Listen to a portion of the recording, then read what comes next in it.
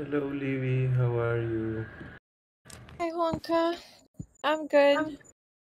How are you? I'm good too. Is it late there?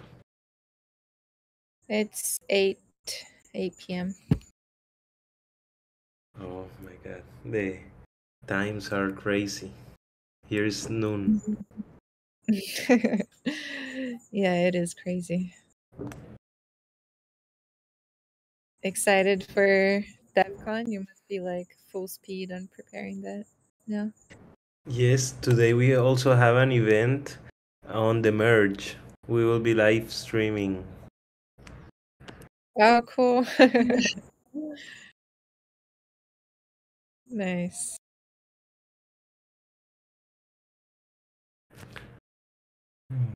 Yeah, so for today I was thinking to open up some discussions.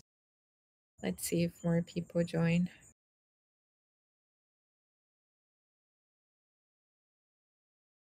I am excited to have one call again with the whole team. I think Yeah. this Friday, hopefully. This Friday? Yeah, I see there's a sprint planning. I don't know if Oh, yeah, true.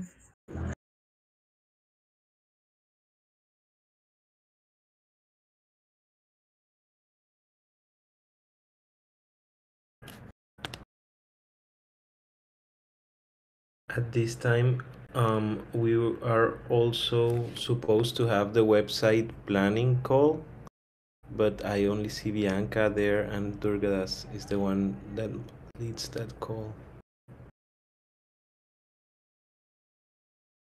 Yeah, feel free to go if you need to. I know there's not much activity here lately. What I was going to propose is just that we discuss a little more the results from Polis and something about like structure versus structurelessness. You know, how some of the working groups are dissolving, how some of the stewards are leaving, and uh, if we can manage structurelessness or if that would be like Chaotic. chaotic. Yeah, exactly. Well, you know, I I am happy to have said hello to you and to join this call just to have these moments with you. And yeah, I will be moving to Gravity, but it was a pleasure, and have a good rest of the day. You Juan. You too. See you Bye. later.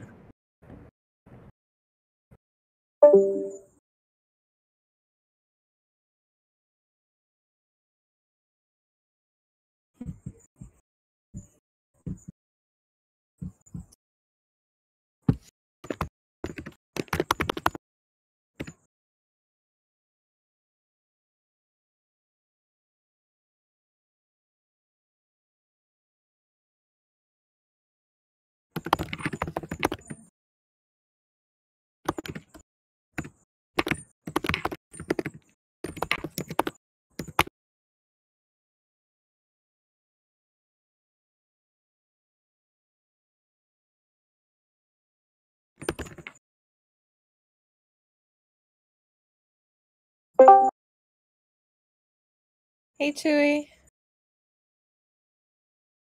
Hi, Livy. How are you? Good, good.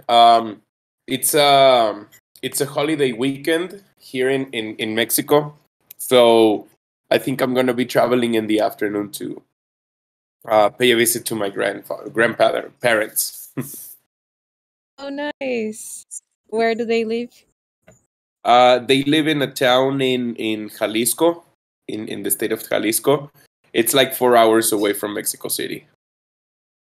Nice. Is it like countryside? Um, yeah, yeah, a little bit. It's mostly in Yeah, it's mostly just like people that grow like corn and just different stuff in the area. But yeah, it's like I think 80K of population, something like that. And yeah, and there's a whole art movement that started there, but it's the only highlight. Everything else sucks. Oh, cool. I'm sure it doesn't suck that much. The countryside of Mexico has the best food I've ever had in my life. Oh yeah. Like the best birria in the world, I'm pretty sure it's in that town also. Nice. Hi, Gideon. Hey, you two. Oh, hi, Gideon. I don't want to interrupt this one. Sounds like food, Mexican food. Sounds good. Yeah, it's. Yeah. I was telling Livy that I'm traveling to my grandparents' town, and yeah, they do have some interesting stuff there. What part of Mexico is it? It's in Jalisco. It's like a small town in Jalisco, right in like the border with Michoacan. Sounds nice. When are you going? This afternoon. Yeah, it's a holiday weekend in Mexico, so yeah, I'll travel in the afternoon. Cool.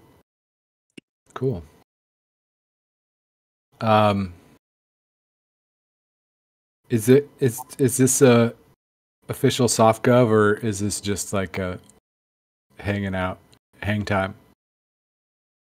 Yeah, that's official Softgov. Well, I had a point of discussion today. I was just waiting to see if anybody joined. So thank you guys for joining. Yeah. We can finish earlier if we think it's if we want to. But yeah, I was just talking to Tam now, and I was thinking to bring up like structure versus structurelessness. How much structure do we think we need to keep things functioning in a way that are important and sustainable for us?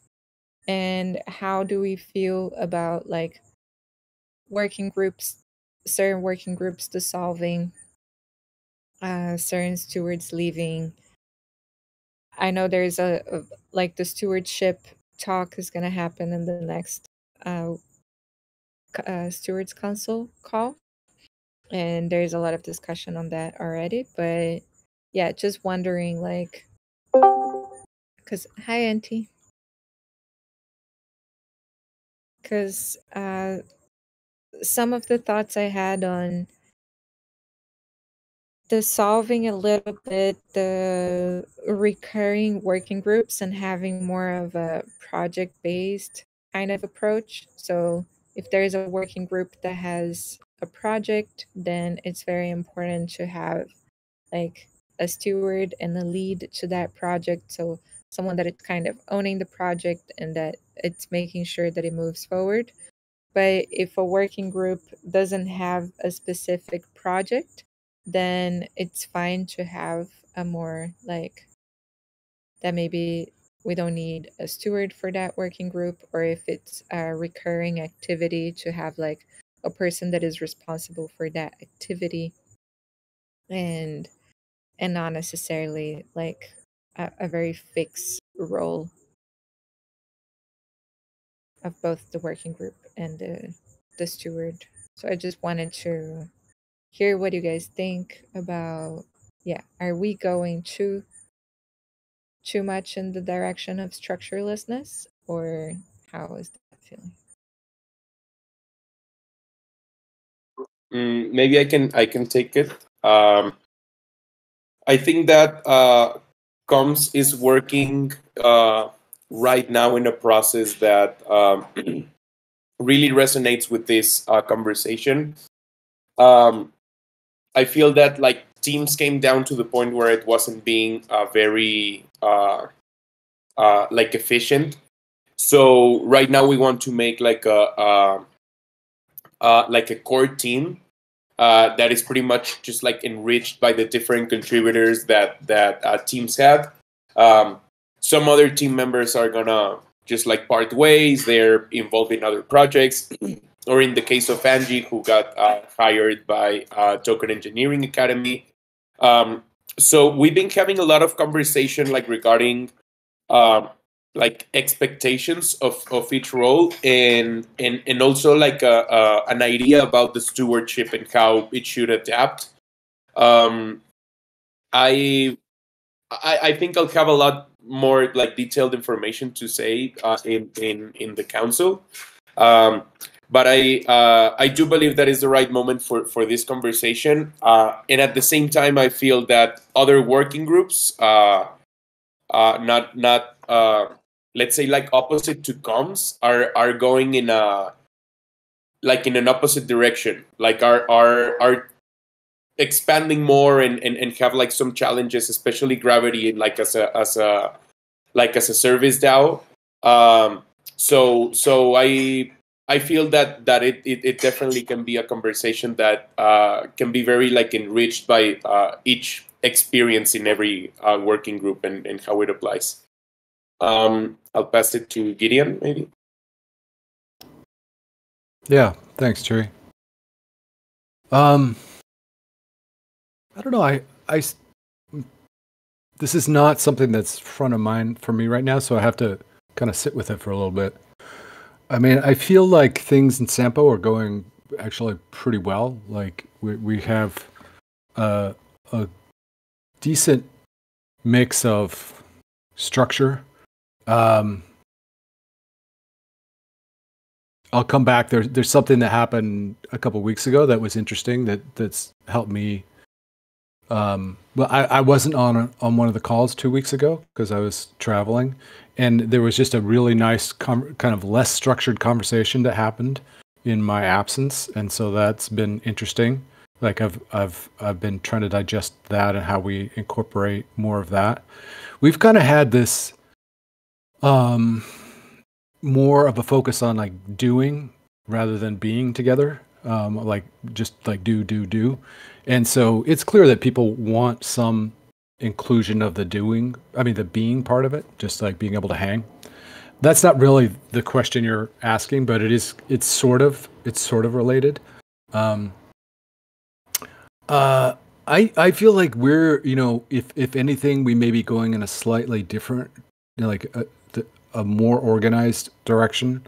And by that, all I mean is that we're really trying to adopt a permissionless structure so that anybody who wants to show up, anybody who wants to come to a meeting can always, of course, everything's open.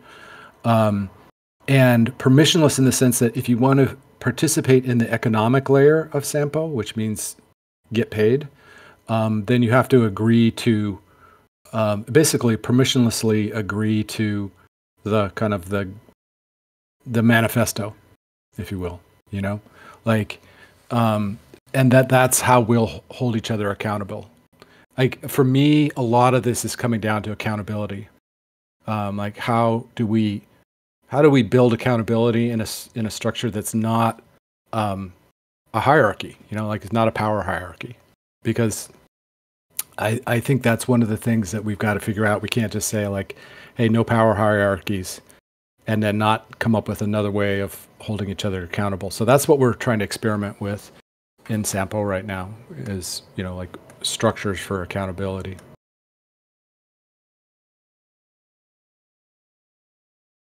I don't know, Antti, maybe you have something to add there.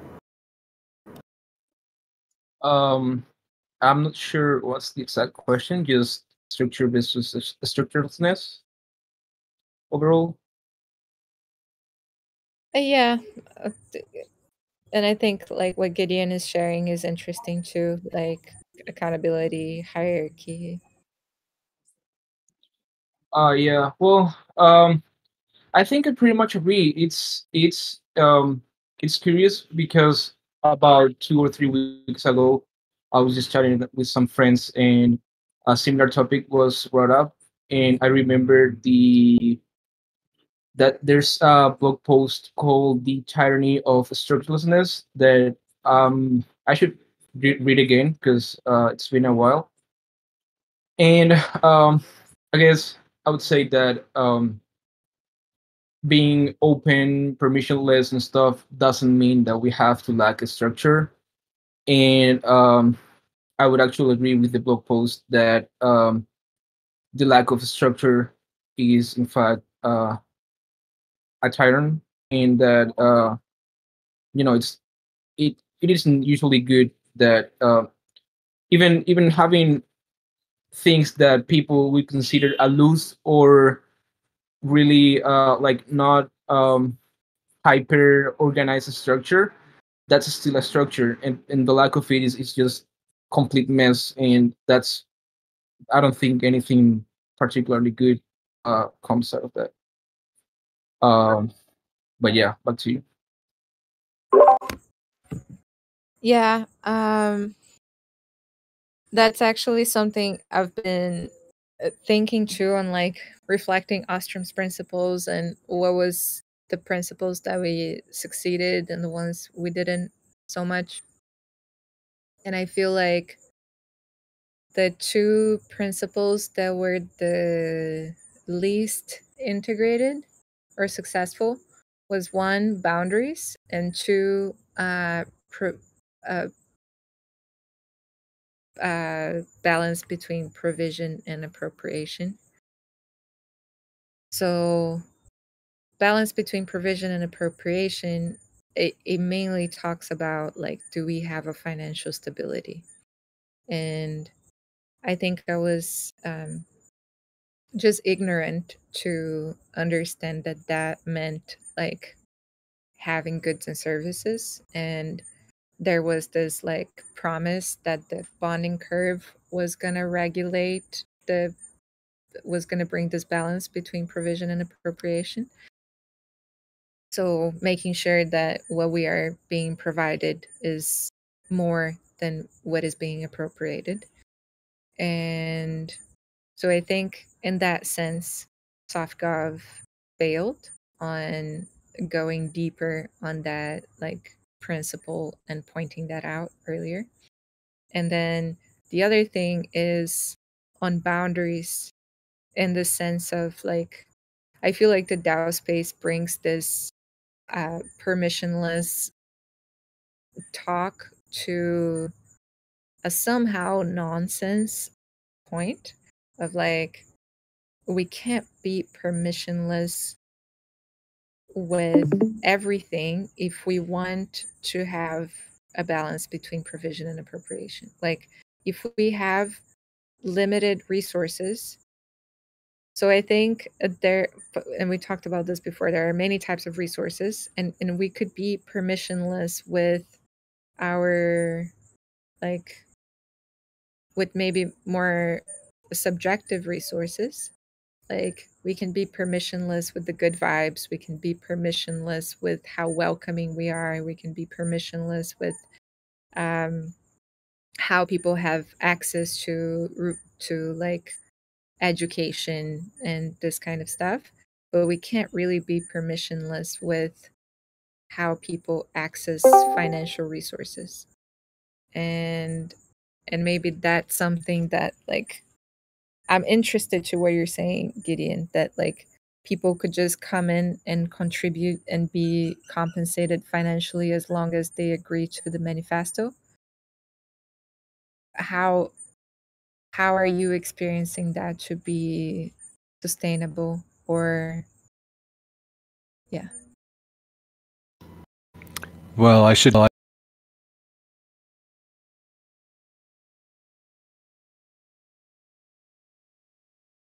going forward is and Bear's here too, so he can weigh in too. I think that the thing that we're hoping to be able to build is like a like some guidelines on what's okay and what's not okay, so that we can all hold each other accountable. So it's not like a manager saying like, hey, you didn't do blah blah blah, but it's like, when people people say, hey, this is how many hours I'm going to work in a week. And then they're not actually working that many hours in a week. Like we all say like, hey, you know what? This is like a commons. Like we're just ripping ourselves off if we don't hold each other accountable. So it's like that ability to kind of lay out like this is what we mean by being accountable for our time together. Like when we're getting paid, it means this, this, and this. And Bear and I have been talking about this and like looking at ways of doing that.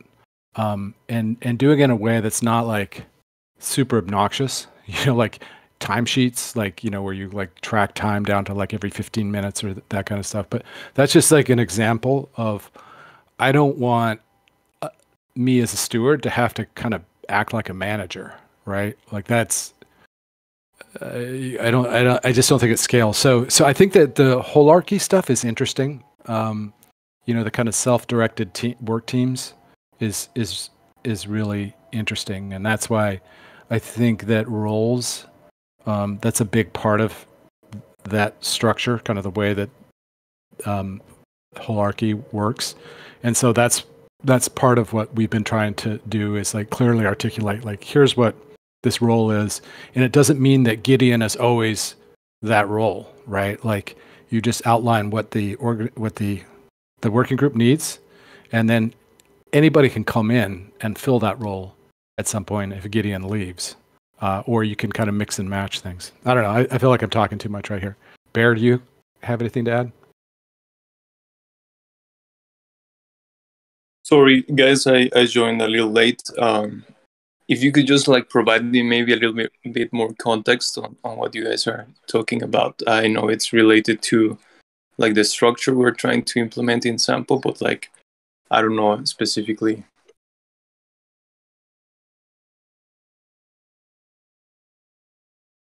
Well, we're talking about like permissioned versus permissionlessness, structure versus structurelessness, how to find a balance between like how to create boundaries that are sustainable but not exclusive. Okay. I think a big part is what Gideon mentioned. Something that I would add on probably is this part of responsibility that I think each contributor should have, and this degree of transparency that also should be brought to the commons, that it translates into accountability, right? So I think these three concepts are really important, and I always go back to this phrase that each other transparent, right? So I agree that I don't think there should be like a manager or like this might sound a little bit what's the word? I forgot the word. I mean, I'm not saying this in a bad way, but I think that not even a working group standing for this type of behavior should be needed, in my opinion. I think we should be looking forward to the individuals and the contributors themselves be able to keep transparency and responsibility among each other, like not having an external or a third party, even though if it's a working group, being there to make sure everything is transparent, because it's impossible, right? Even like operationally, it's really hard to track everything that's happening and track the time and hours that people are putting into the work. So I think that if we, in a way, that's kind of like centralizing the transparency work and the accountability work in one group of people. So if we decentralize kind of this aspect, I think it could be more effective. And to do that, I don't think it's easy, right? I think in Sample we're trying to give it a try to that, to make it the most effective possible, but also not becoming this like super methodic and rigid structure that also doesn't allow flexibility and flow, you know. So it's kind of hard, and especially now I think probably the only measure that we have for people's contributions is time, right? Hours that people are investing in the work. So I think that's right now the only thing we can base off in terms of compensating people. So how do we track the hours? How do people present the hours that they are uh, putting the work of? You know, I think that's important to find a really clear method on showing that, and ultimately also showing, being accountable on what are you doing with that time, right? Like what are the progress that you're having with the hours that you're putting in. You know, it's just not showing the hours, but it's also showing what you're doing with the hours, you know. So yeah, I think that's important. And in some point, I think clarity, I think it's been a really good option to give us, to provide this. And yeah, I guess we're still trying to figure it out, but yeah, I would say this for now.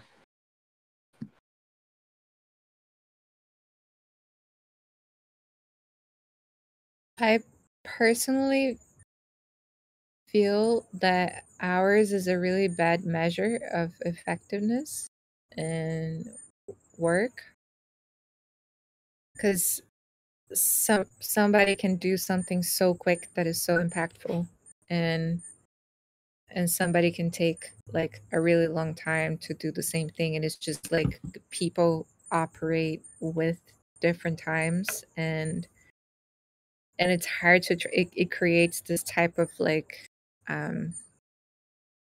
don't know, I think it makes it feel like this 9 to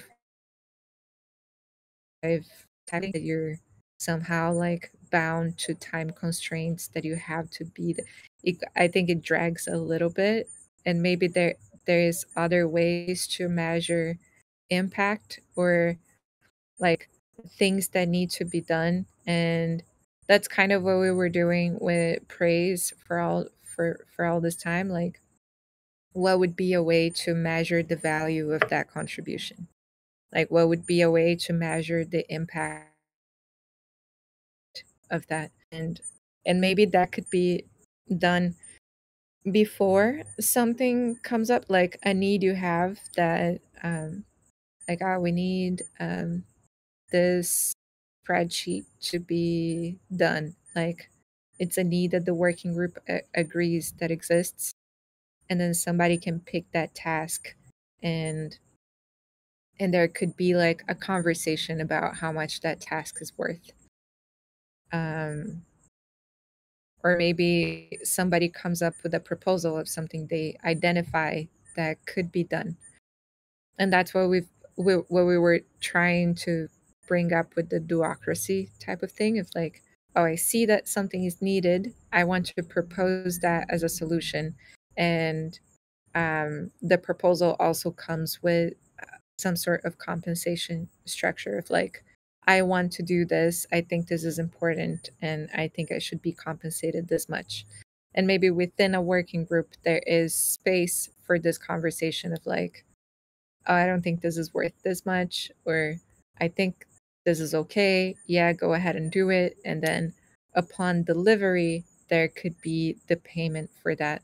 I feel like a working group that has money is almost like a space where consensus can work, like informed consensus or quality consensus. There's this researcher that uses this term of like, within small groups you can use quality consensus, like people can reach a certain agreement, and if there is someone in the group that highly disagrees with that, then you can understand where that disagreement is coming from, and probably a solution is going to be reached. And if it's not, then it can escalate to other decision making processes we have within the commons. So yeah, just a suggestion there. Yeah, I sorry, Gideon. Yeah, I was just going to say that totally agreed with you that hours and time, it's not ideal. Definitely, I 100% agree on that, and I think we should find like a way to be able to measure impact, right? I think that's like the ultimate goal that we wanna achieve. But I think praise it's a really good example of like trying to figure that out, and I think a lot of thought and research should be put into that to make it better and to make it more effective into trying to measure impact. Um, but in the meantime, yeah, I mean, in the meantime, we still need to operate, right? So I think hours, at least for now, while we try to figure it out, I think it could work, right? If we maybe do some tweaking to what's like usually traditionally used to, right? So yeah, Gideon, sorry. Yeah, no, to me, yeah, ours is definitely imperfect. But it's a fairness thing to me. Like, if people are putting this many hours in, it's almost like basic income. It's like, we need to make sure that we're paying people for that time. And I think it's just a fairness kind of equity thing. And so making sure that when people say like, hey, I did this many hours, and maybe they didn't actually do that many hours, not like out of malicious, it's not a malicious thing. It's just like that week there wasn't that much to do. But that's just like a base level thing. And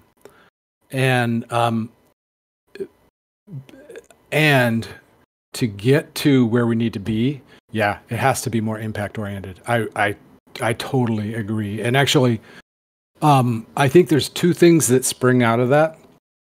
One is like, I really want to get to a place where we have some type of reputation system that basically recognizes two things. One is like people's expertise, like, because that's really important, and then the other is the impact that they're having.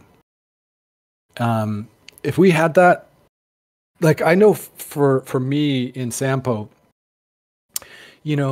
I love to give people room to have impact and to do work when they've actually shown up and actually like contributed, and they've kind of contributed it more than just like a basic level, like they're really throwing their heart into it. It would be great to be able to have some systems where we can do that very transparently and say, hey, you know what? Until you've actually kind of like proven yourself, those kinds of opportunities not everybody gets those opportunities. It's like this is what I mean by the permissionless stuff. It's like the next layer of permissionlessness. It's like more nuanced. It's like you have to show up, and you really have to throw your back into it and put your heart into it. And when you do that, then you get access to the juicier, more interesting kinds of stuff that is more important to the community. That's, to me, and it kind of shows, like, you can see sometimes there are people who kind of come and they show up and they may talk about stuff, or they may do this or that, but like in terms of actually doing things, they don't really do anything. And like, I mean, I think it's great to be part of the community and have conversations, but like what we really need right now is people who are going to dig in and really help. And so I think we need ways of recognizing that. And praise is part of the way there, but I think it's really reputation that I think is most important. I don't know. So maybe I just noticed that we the three of us just stayed on the call, and actually Gideon, I've mentioned this to you. This work for the sample praise that I've been doing. These funds that we have on the working group, and that we're trying to find a way to distribute between the sample members in the most fair way, in the fairest way possible, according to the praise data that we have, right? So it's been a really interesting research and trying to figure out that. But interestingly, this has taken me into this journey of thought, of thinking, of ideas, of trying to yeah, like different things are starting to come together. I think, at least in my mind, they make sense. And part of that is this, we could say, like super simple, basic type of reputation system that I'm thinking of. That I've been wanting to share with you, Gideon, and also with you, Livy, for feedback, and to see what you think about it. If you think that could work, if it could not work, So I just, right now that you were mentioning this, I thought, maybe it would be a good opportunity to, at least I can send you the link, I can show it to you real quickly, and then maybe you can take your own time and leave some comments, or we can have a discussion. I don't know if it would be a good idea. Yeah, sure. Go ahead.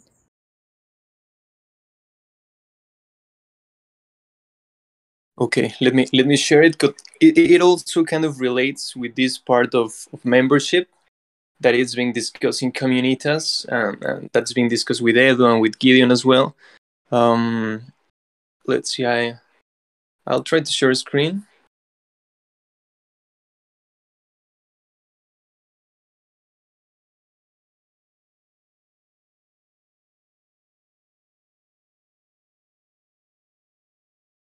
And I also share the link with you guys. Give me a second.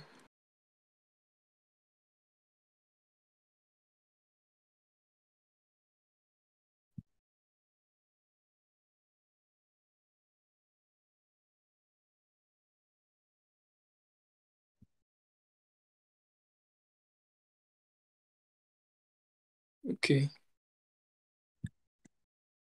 Yeah, can you guys see my screen? Yeah. Yes. Perfect. So the idea of this, basically, it started with the question of how can we improve our practices for dishing praise within the sample channel. That was my initial thought. What's and I came with this question. I feel like the praise system, it's super good, because you get to be rewarded with TC tokens for the work you do, right? But then I was wondering, like, what is then the incentive for people dishing the praise, right? Is there some type of incentive for those people? And maybe it is just like a feeling of feeling grateful, or of being like really aware of the work other people that are doing, to make that public to everyone. I feel that's a good feeling for people to have. But besides that, I couldn't think of any other type of maybe incentive that there would be for people dishing the praise. So I was just, like, maybe we can have some type of incentive for that. I thought that maybe we could create some type of and this is where the okay, because it's been changing a lot lately. So that was like the basic, the initial idea for this idea. But over time, more things started to be added into this. One of these was like the membership initiative that Edu posted on the forum, where he talks about having like 3 different types of memberships for the TC, from observer to newcomer, from newcomer to member, and what that means, and the requirements that you need to get that membership. That is basically an NFT, right? So I had a call with him, with NT as well. They gave me some of their feedback. We tried to incorporate this idea of memberships into this. And what I suggested, basically, it was to maybe try to take this experiment into sample specifically, as a first try before launching it into the whole TC, to see if it works, to see if we can improve it and constantly iterate on it. So basically, the idea is 2 things: to have 3 types of memberships within sample, and to have 5 different badges for some type of reputation reward system. First we can go through the memberships, maybe, and these I when you Gideon were saying about this other next layer of permissionlessness, this is kind of trying to tackle that, right? Maybe you join sample and we're called the Sampies. That's the name we chose. So maybe you join sample and you're a casual Sampi, right? Well, you're an observer and you want to become a casual Sampi. So first, maybe you need to attend your first sample call. You need to activate your praise. You need to attend at least the TEC orientation call. You have to do this set of requirements in order to get this membership that can be an NFT. I'm thinking on using Order Space for this purpose of creating the badges. So it can be a non-transferable NFT. A lot of this, it's still not set on stone, right? I don't know if it would expire or not. We still need to define that. But this would be like a first stage. Then if you complete this, then you can access to the next level of memberships that maybe requires you to sign the covenant, to hold some TC token. Maybe you need to attend calls more regularly. Maybe you're already receiving some type of compensation from sample. Either that can be from the sample praise, from bounty, or a specific salary, right? So you are more a regular contributor in the group.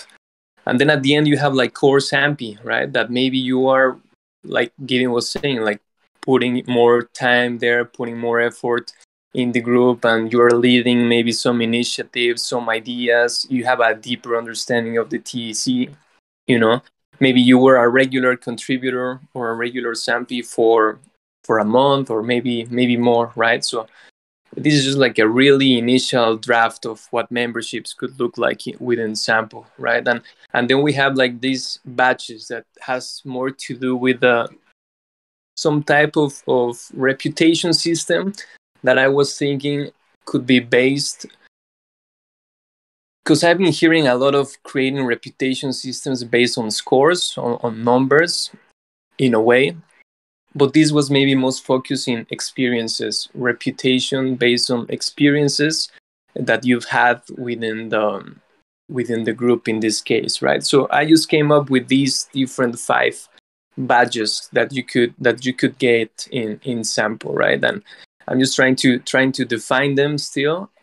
But for example, like if you took part on the first couple of sample calls, and you maybe staked your tokens for the proposal to pass, well, maybe you'll get like a really nice NFT art badge that might even become some type of collectible in the future, that you will be able to see, oh, well, if this thing of TC and sample grows, you'll be able to see, well, I was there when all of this started, right? At least this group in this case, right? So I think it's a kind of cool thing that also builds on the reputation, right? Because you can show to people, I was there from the beginning. I've been putting time all of these months or all of these years, whatever. So I think that could be helpful in that way. Maybe just for being part and attending sample calls regularly, you get another badge that it shows that you participated during the season 1 of sample, and that's another kind of sign that shows that you were there, that you experienced through that. And then I came also trying to tackle this praise behavior thing. Came across with the praise giver and praise receiver badge, right? So maybe if you dish praise at least 10 times, you get this badge. If you received praise a certain number of times, you get this badge. So this could be some kind of incentive for people to dish more praise within the sample working group, and at the same time could build some type of reputation by saying, these people actually takes their time to be grateful and to recognize the work and the effort of the others, right? So, but because he has the badge, right? I think that could solve that purpose. And lastly, this last idea that has also been talked about in the TC and specifically in sample of the initial offering, right? Maybe in this case is for the working group, right? So in order to get this badge, you need to offer a gift, you need to do some type of contribution of this type to get this badge. And once you get it, well, you have the badge, and that could mean something, right? That could mean that you are participating more, and the rest is more like more detail, more other ideas that I've had, trying to maybe bring some type of TC utility to this in the future. But basically, this is like the basic idea, the first draft that I've had, and yeah, I think I've been talking a lot. So I don't know if you guys have any first impressions, first ideas. It'd be great. Well, since you and I can talk about this in our one-on-one or in the sample calls, I would be, Livia, I'd love to hear your perspectives on it. Yeah, I think it's so awesome that you want to implement the membership initiative, because there was so much work put into the membership design, and I think it's amazing to use it, and I love that there is a momentum there. I think having like, it's perfect that you're talking about this, because we were talking about the structure. I think it's really great to have like clear steps for how people can engage and participate. And maybe some of the steps could be like for example, do the initial working group offering. This could be attached to a task that the working group really needs. And then the regular SAMP. I think attending calls, I don't know if it's like, it is valuable for sure, but maybe having like other tasks, maybe like upgrading from the initial offering.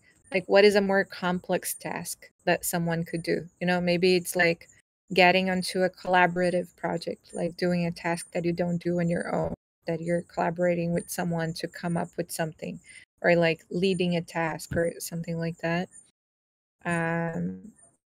Oh, I see that it's here. Lead specific initiative projects. Yeah, maybe this in the regular SAMP could be like participate in one of these initiative projects that are led by someone else, like collaborate on something. And then for SAMPs, like you're actually proposing and leading something until completion. And yeah, I think all of this is awesome. I would love to see this playing out and how people engage with it. I think it's really what we're missing, like having more structure. And the badges, I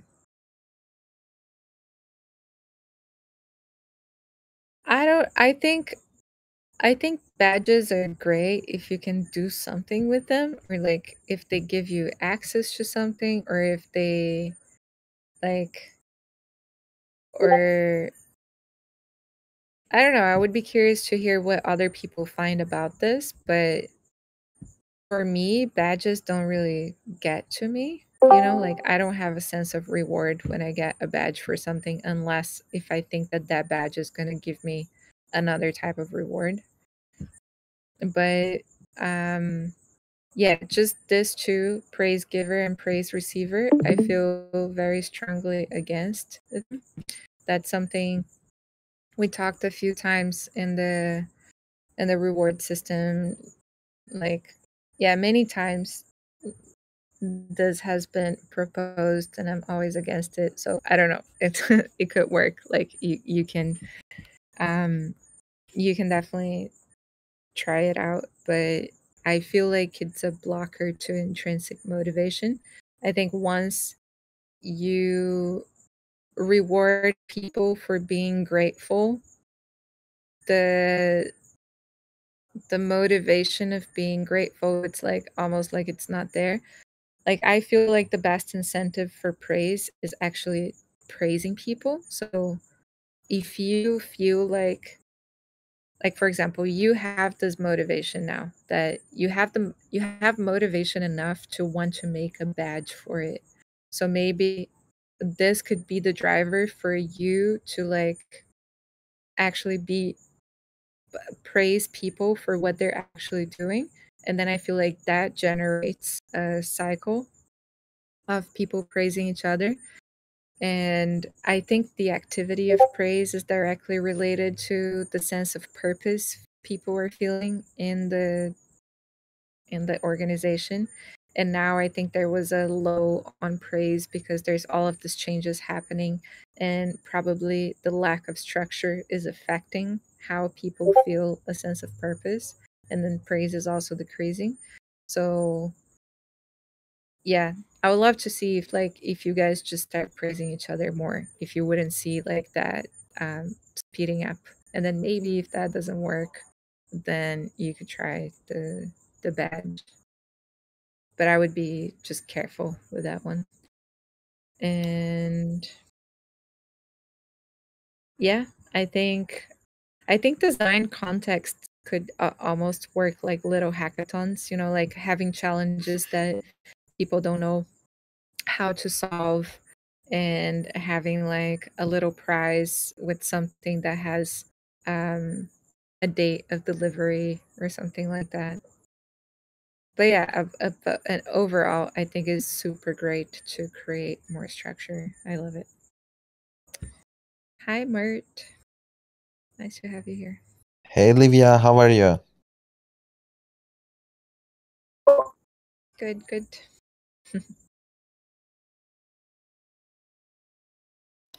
I just chime in because I was really wondering about the results of the poll. Is there any way I can see them? Yeah. Yeah, we discussed that in the stewards call yesterday. I'll share here with you. Okay, thank you.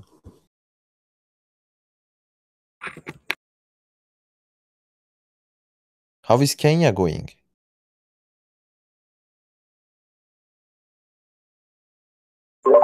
I'll tell you about that later. Okay, sorry. Gideon, you were gonna say something? I'm sorry. Sorry to interrupt. No problem.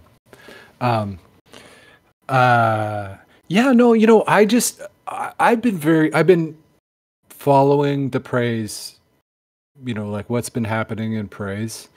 And I think I overspoke just a little while ago when I said I'm less interested in praise and more in reputation. What I meant to say is actually I'm more interested in the reputation aspect of praise than the monetary. Because to me, and this may be wrong, so I'm not close enough to it, but to me it felt like once we started actually dishing out the money, then people lost interest. And part of it was because there wasn't that much money that was actually coming through, and so there's some frustration around that. But like to me, it just felt like in the early days there was this intrinsic thing, like you were really like sharing your heart, like heartfelt appreciation for people for doing things, and once that kind of got tagged with some actual money, then it's like, oh, and so I guess the thing, and Bear and I were talking about this a while ago too, is like, how do we make sure that if we're doing this, sample channel praise, that we don't kind of like disincentive or like get the wrong motivation. And I just feel like, there's room here for maybe using praise as part of this kind of badging system. And by the way, Bear, I mean, we'll talk about this more. I love where you're going with this. I think it's great. Yeah, I mean, I don't know exactly how it would work, but what I would love to figure out is, how maybe experimenting in sample with using praise as a way to show when people are having impact, right? Like address this, like try to use it for impact, and then try to use the praise that's been dished around perceived impact as a way, as like one of the signals we use for giving badges. I don't know what that looks like, so that's a very rough idea, but something like that seems exciting to me.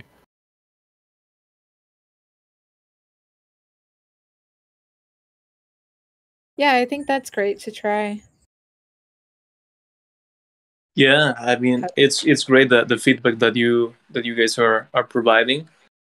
Yeah, I think this still has a lot of work to do, and I mean, basically we can go almost with every single batch and every single membership reviewing and analyzing what would be like the best requirements and what would be the impact that could have in the people and the influence. And I mean, yeah, I think we need to be careful. And I also think about, now that Inti's here, he part of what he said is also to be careful with the gamification part of it, you know, that he was suggesting that sometimes that doesn't work, right? Sometimes it could lose meaning what we're doing, right? So to be really careful with every single detail, every single requirement, or every single definition that we are providing, to try to do it the most correctly possible, right? Yeah. But I mean, at the same time, I think we wouldn't lose anything by trying it out, right? And start like improving and see where it takes us.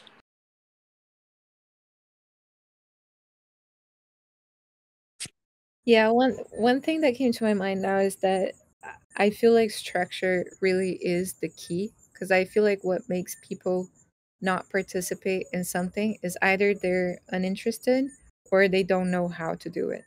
And I feel like most of the people that are in the TEC, they are interested because, I mean, they're here in the first place. They just don't really know how to do it. So I think having structure is really key, and then like having people that are committed to that structure. But I think in general, incentive just feels like I'm not really a fan of designed incentives. Like I feel like if people want to do something, they will do that something, and we should just provide the structure for them to express their needs. Like if within the structure they can say what they need, what they want. So I think having a structure where people feel like, oh, I want to collaborate and I want to be compensated this much, or I want to collaborate and I need this and this people to be collaborating with me, or I want to do this, but like, you know, incentivizing people expressing their needs, and then seeing how those needs can be met collectively, rather than trying to guess what people want based on like an incentive design, and then hoping that they will fall for that like fish trap kind of thing.